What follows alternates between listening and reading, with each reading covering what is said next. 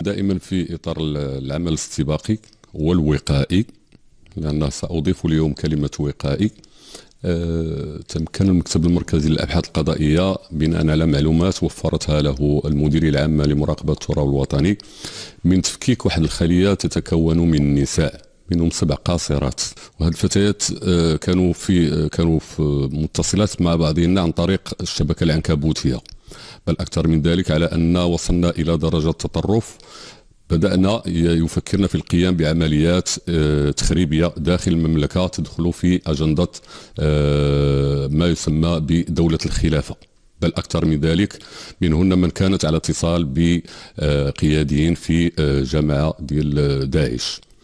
إذن أثناء الإيقاف ديالهم تبين على ان احداهن كانت تتوفر على مجموعه ديال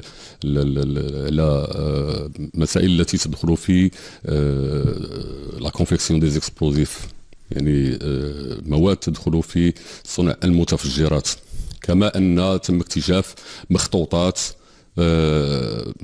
تبايع وتمجد وتناصر ما يسمى بدولة الخلافة. هذا منعرج خطير بدأت تنهجه ما يسمى بدولة الخلافة تجاه المملكة المغربية، وذلك بتجنيد طفلات قاصرات. وهنا أقول على أن الأجهزة الأمنية رغم الأعمال الجبارة التي تقوم بها وهي دائما حذرة، لكن هناك فراغ وشبه غياب تام لدور الآباء والأسرة ودور المجتمع المدني.